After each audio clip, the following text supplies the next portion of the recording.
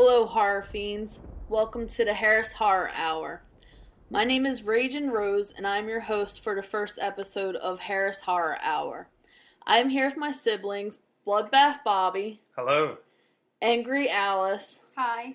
And Clockwork Chrissy. Hey. We're going to broadcast this podcast twice a month. The purpose of this podcast is to summarize horror movies without giving away spoilers, so you'll actually want to see the movie. We'll give you our ratings and tell you which versions are best to purchase, and tell you which format is the best to purchase to our knowledge. We will even go as far to tell you if the movie is buy-worthy or just rent-worthy. Our rating system will go 1 to 10, and we will give you our reasons why we give the movies that rating. We each have our own horror movie preferences. We all like some of the same movies and some very different movies, so it'll be fun to listen to us fight about movies we disagree on. We will be using our networking sites to post all things horror, be it upcoming movie news or old horror movie news. If you are a collector of horror merchandise, we will be posting products that we own or we think you'd want to own. Each episode, we will also have a segment dedicated to a versus battle or our top 5. We will be asking you to vote on our social networking sites. We'd like to hear from other horror fans and use your input on our shows. We will post trailers for all of the movies we review. If you have watched them before, give us your rating. In today's episode, we will be reviewing John Carpenter's Halloween and George Romero's Night of the Living Dead. The best versions of the movies to purchase are the Halloween 35th Anniversary Blu-ray, released in 2013 by Anchor Bay. The average rating of it is 4.5 out of 5. The features are the full movie in new HD transfer, deleted scenes which were scenes that were filmed for the TV version of the film, the Night She Came Home documentary that follows Jamie Lee Curtis during her first HorrorCon, which she did to raise money for her charity, On Location 25 years later, TV spots, trailers, and a book is also contained in the packaging with pictures. The Blu-ray transfer in HD is crystal clear. Another one to purchase, if you can, is the Halloween 30th Anniversary box set. It includes Halloween Restored Original 1978 film, Halloween the Extended TV Edition, Halloween 4, Halloween 5, the documentary Halloween 25 Years of Terror special, a bonus disc Halloween release, and it also includes a replica mask of the Shape. For George A. Romero's Night of the Living Dead, the best purchase would be the 40th Anniversary Original Film Restored and Remastered. It was released in 2008 by Dimension on DVD. The average rating is 4 out of 5. The features are 2 feature commentaries, a new feature-length documentary, Q&As with George Romero, Ben Speaks, which was the last interview with Dwayne Jones, trailer, still gallery, and the original script. The restoration is crystal clear. Now, they have out the 30th anniversary of Night of the Living Dead, and that is just a heap of crap, we all know. It has a whole bunch of added scenes that were filmed after the movie was already released, about 20, 30 years later, that were they just don't fit the movie. Welcome to a night of total terror.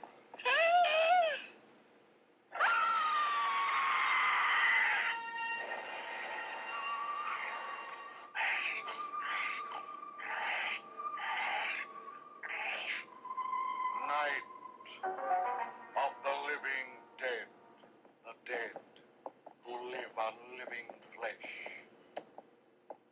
The dead whose haunted souls hunt the living. The living whose bodies are the only food for these ungodly creatures.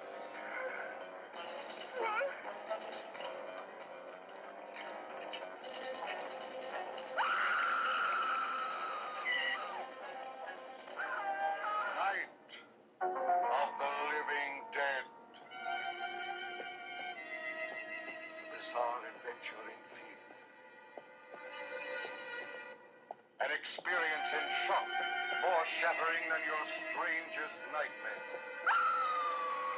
Night of the living dead. A night with the dead who cannot die.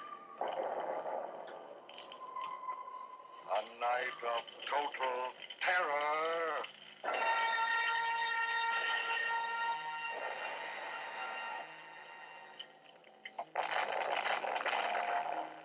Night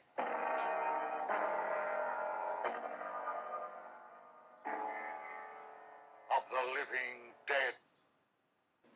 The IMDb summary of Night of the Living Dead is a group of people hide from bloodthirsty zombies in a farmhouse. My summary for this movie is Barbara and her brother Johnny have traveled a long way to the grave site of their father. While in the cemetery, they are attacked by what seemed to be a man. Johnny and Barbara are separated, and Barbara is left to fend for herself. She meets up with a group of people who later discover that the people who are attacking and killing others are in fact dead or undead. They try their best to stay alive and outsmart the undead. Hey, I mean, praying's for church, huh? Come on. I haven't seen you in church lately. Well, not much sense in my going to church. Do you remember one time when we were small, we were out here? It was from right over there. I jumped out at you from behind the tree, and Grandpa got all excited, and he shook his fist at me, and he said, "Boys, you'll be damned to hell." Remember that? Right over there. Well, you used to really be scared here. Johnny, You're still afraid. stop it now. I mean it. They're coming to get you, Barbara. Stop it. You're ignorant. They're coming for you, Barbara.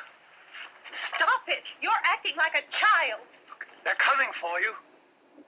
Look, there comes one of them now. He'll hear you. Here he comes now. I'm getting out of here. Johnny. As a group, our rating for this movie, 1 out of 10, is a 10. This is definitely a must-see movie if you're a horror fan. It is pretty much like it pretty much gave birth to all the zombie movies and all things zombie. My favorite parts of the movie are the shared scenes with Mr. Cooper and Ben. They just do not mix well, and it seems to be the way that things would play out in real life if something like this were to occur. There would be too many chiefs and not enough Indians. What do you think, Bloodbath Bobby? Well, like you said, collectively we all gave it a 10. My favorite scenes of the movie were the beginning, the cemetery, the graveyard, whatever you want to call it, with Barbara, her brother, and the ghoul. And probably the interaction with Ben and Mr. Cooper, because Mr. Cooper is a big, fat dickhead. Angry Alice? I like that the movie takes place in a time where there's not much technology, so everyone is having a mental meltdown and they really have little information coming in for comfort. Okay. Clockwork Chrissy? I love the whole opening sequence and the way it was filmed by Romero, and I enjoyed Ben being the hero figure, especially for that time. Tribal Command Center at the Pentagon has disclosed that a ghoul can be killed by a shot in the head or a heavy blow to the skull. Officials are quoted as explaining that since the brain of a ghoul has been activated by the radiation, the plan is kill the brain and you kill the ghoul. Fun facts about this movie are that this is actually one of the first movies to show graphic murders in it. The zombies in the film are actually eating ham with chocolate syrup, as chocolate syrup was used as blood in the film since it was in black and white. George A. Romero actually wanted to use master special effects expert Tom Savini to do the makeup and special effects for the movie, but Savini couldn't do it because he was actually in Vietnam during the time of filming. All of the ghouls were townspeople who volunteered to be in the movie. And Karen Cooper is actually one of the most popular faces of the movie, appearing on posters, t-shirts, etc. But her role in the movie is actually quite small. Toys. Drastic Plastic created a Karen Cooper bobblehead, which I actually own, and it's all black and white, just like the movie. And except for Karen does have some red blood on her hand and on her weapon of choice, which is a garden shovel.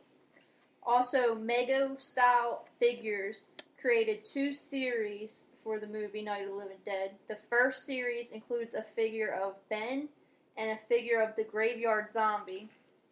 The second series has a figure of Barbara and another figure of Karen. Also, you can find a large cemetery zombie bust by Executive Replicas. Chief McClellan, how's everything going? Oh, things aren't going too bad. Men are taking it pretty good. You want to get on the other side of the road over there? Chief, do you think we'll be able to defeat these things? Well, we killed 19 of them today right in this area. Those last 3 we caught trying to claw their way into an abandoned shed. They must have thought somebody was in there. There wasn't, though. We heard them making all kind of noise. We came over and beat them off, blasted them down. Things are good as finished. Can I see you here? Yeah, okay. Chief, if I were surrounded by 6 or 8 of these things, would I stand a chance with them? Well, there's no problem. If you had a gun, shoot them in the head. That's a sure way to kill them. If you don't, get yourself a club or a torch. Beat them or burn them. They go up pretty easy. Well, Chief McClellan, how long do you think it will take you until you get the situation under control? Well, that's pretty hard to say. We don't know how many of them there are. We know when we find them, we can kill them. Are they slow-moving, Chief? Yeah, they're dead. They're all messed up. Well, in time, would you say you ought to be able to wrap this up in 24 hours? Well, we don't really know. We know we'll be into it most of the night, probably into the early morning. We're working our way toward Willard, and we'll team up with the National Guard over there, and then we'll be able to give a more definite view. Thank you very much, Chief McClellan. This is Bill Cardill, WIC TV 11 News. A notable mention for the zombie movies that kind of goes with Night of the Living Dead, the original, would have to be the remake, which was made in 1990, directed by Tom Savini, and it's starring Tony Todd. It is a pretty awesome remake, actually one of the best remakes I've ever seen of a horror movie. I gotta agree with you, Rose. If there's any remake that I could vouch for, I would say this one completely. It's excellent. Tom Savini did a hell of a job. I also like that he changed certain things that would have been good in the original, but they really fit in this movie. Halloween night. A small American town. 15 years ago.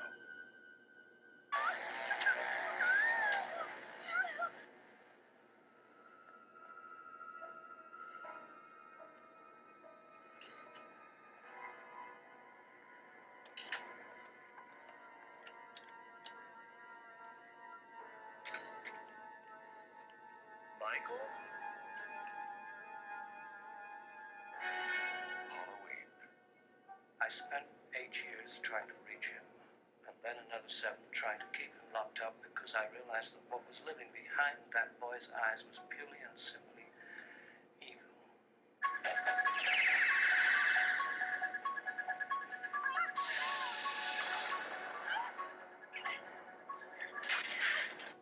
I think he'll come back. Exploring uncharted territory. Totally charted. Just talk. Sure. The only reason she babysits you to have Halloween.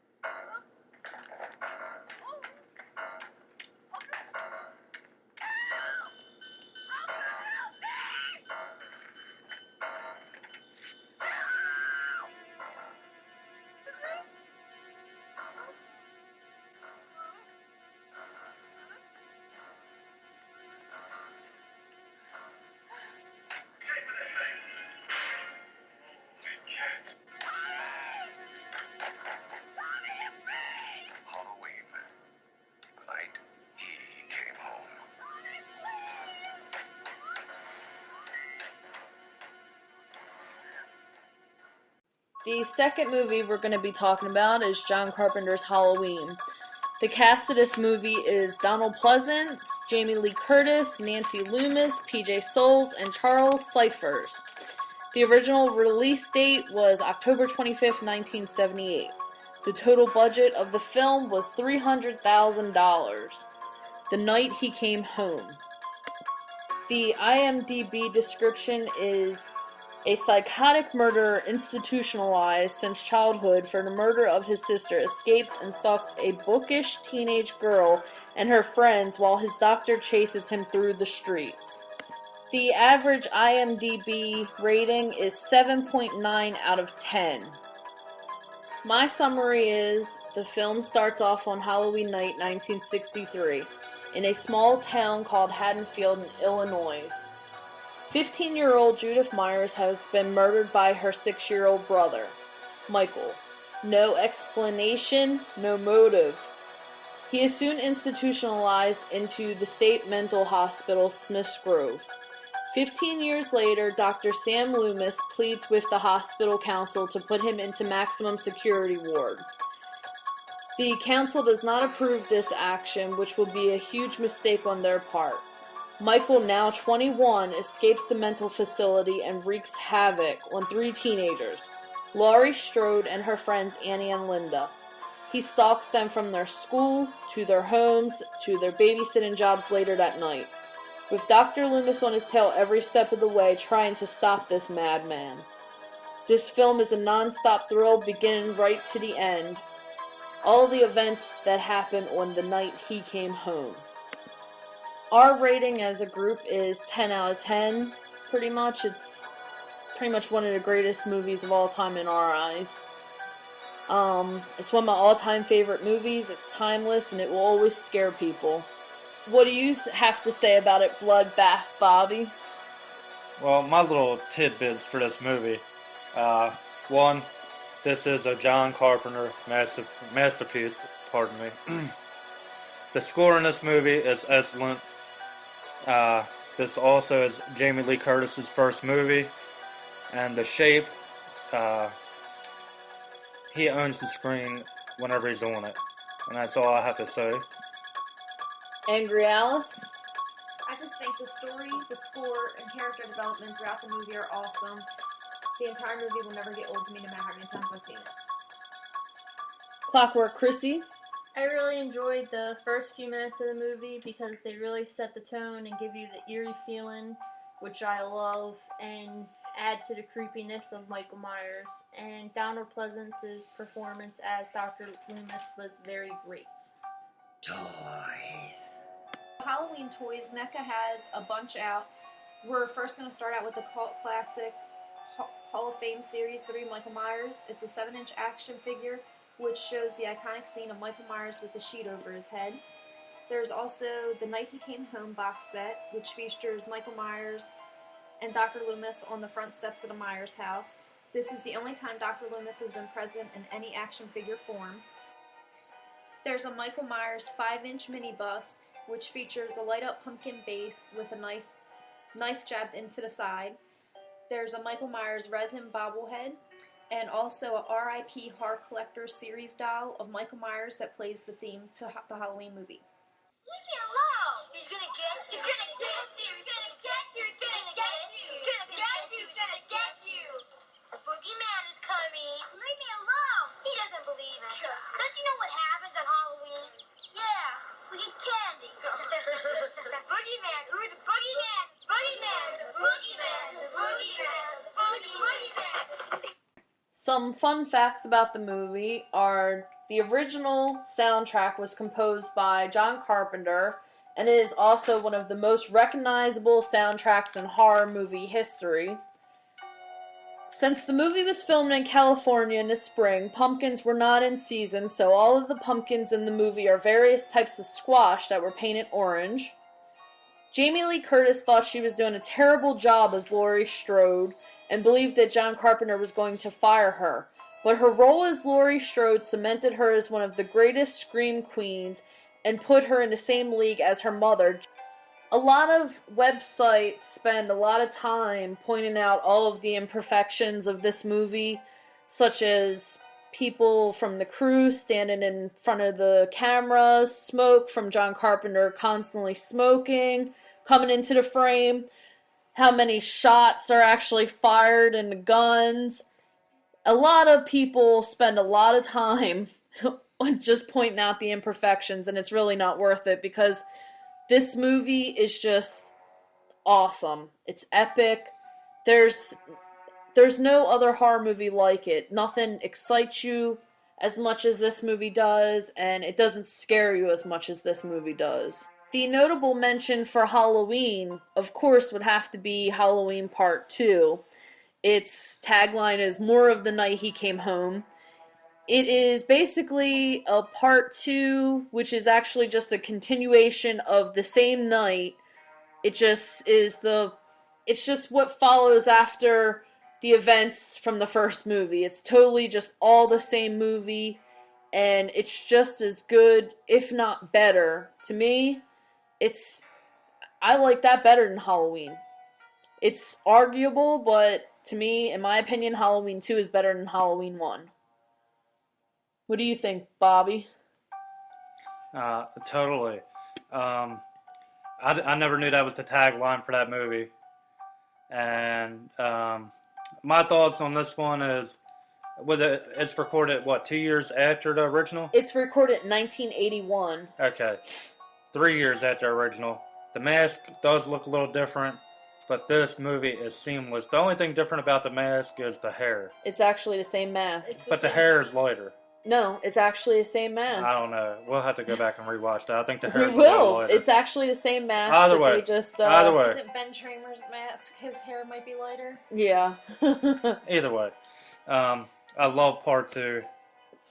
Part 2 to me is the go-to movie in my opinion. 1 and 2, you could sit down and really watch them back to back, and it's like one whole movie. And it's done by a different director, if I'm not mistaken, yes, right? Rick Rosenthal. Okay. That's all I really got to say about that. That is my favorite of the series. Angry Alice, what do you have to say? I enjoyed Part 2 as well. It's more intense, action-packed, and it's kind of awesome to watch the first one and then watch the second one and pick up those little details and start connecting everything. So, it's pretty cool. Clockwork Chrissy? I actually enjoy both of them together. And what Bobby was saying about the mask, it is the original mask from the first one. It only appears different because it was 2 different actors playing Michael, so they have different head shapes shaping out the mask. And Deborah Hill, who also co-wrote with John Carpenter and produced, she had the mask in a box underneath her bed, and she was a smoker, so that's why the mask seems kind of scuffed up and it's yellowy. Well, someone did their homework. The following is a voice was brought to you by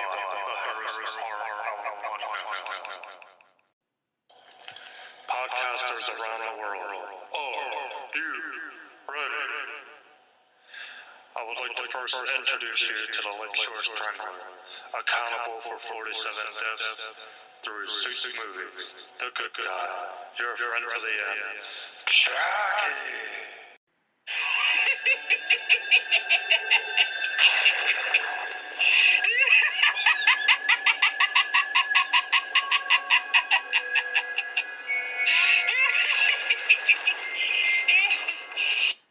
This is it, world. From now on, no more Mr. Good Guy. And his opponent, who is on an endless quest to reclaim his gold. He is accountable for 41 deaths and 6 movies. This is the Leprechaun. I'm a leprechaun, me lad, and you're a greedy thief. For trying to steal me gold, I'll be giving you some grief. There is only one thing left to be said. Let's get ready for the dream battle to the death. I'm gonna get you, fucker! And your winner, Chucky! You just can't keep a good guy down. You should have picked door number 2, me lad.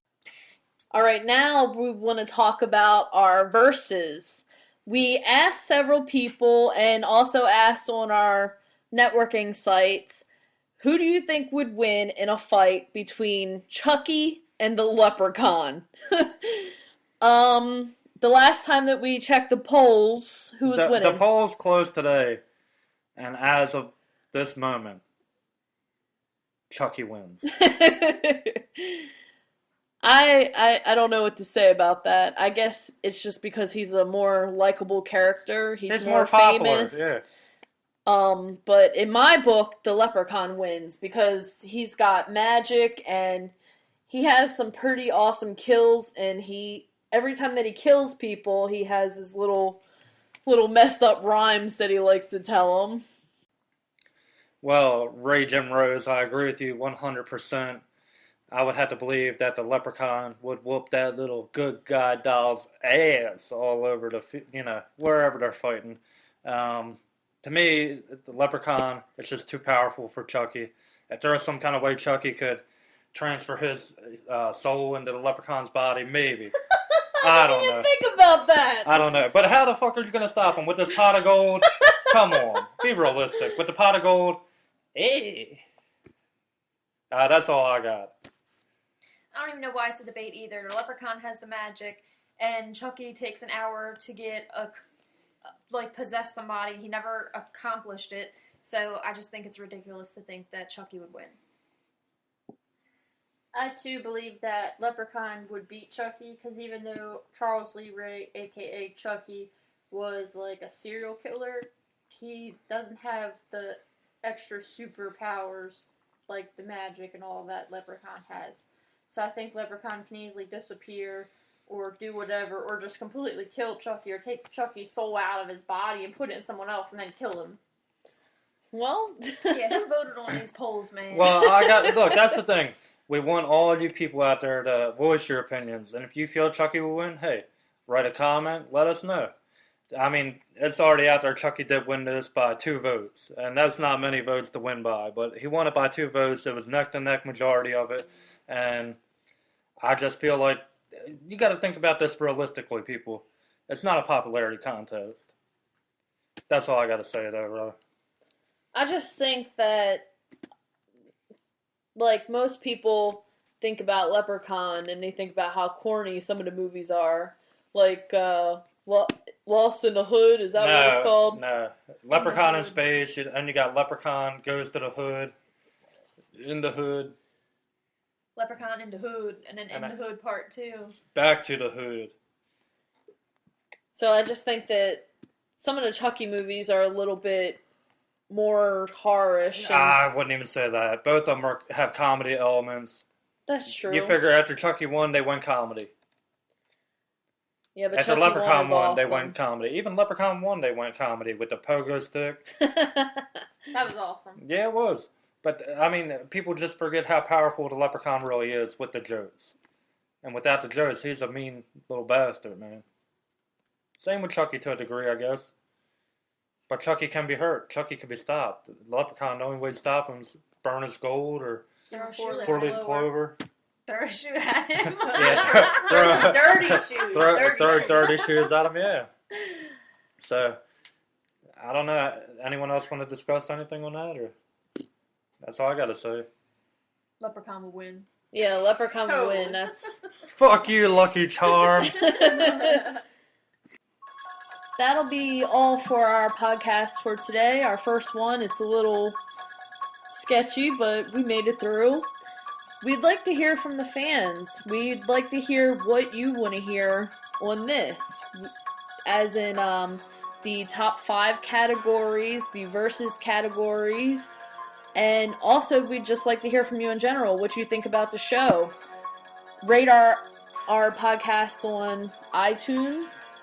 And also, you can contact us through Twitter at Harris Horror. Facebook is Harris Horror Hour. Instagram also is Harris Horror Hour. And like I said, we just like to hear from you. So we want to leave you off with, if you have any suggestions for movies to watch, or maybe future movies that we can end up reviewing, feel free to leave them on our forums too. And I'm your host, Ragin' Rose, and we'll leave you with this thought. Our next podcast, we will be reviewing The Exorcist and the original Psycho. Our next category will be the top 5 zombie movies. We'll see you next time.